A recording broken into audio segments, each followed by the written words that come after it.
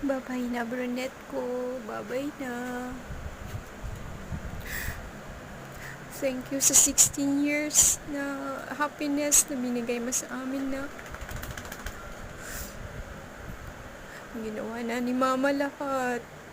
Pinagamot ka na. Pero sabi ng doktor, hindi na kaya kasi matanda ka na daw.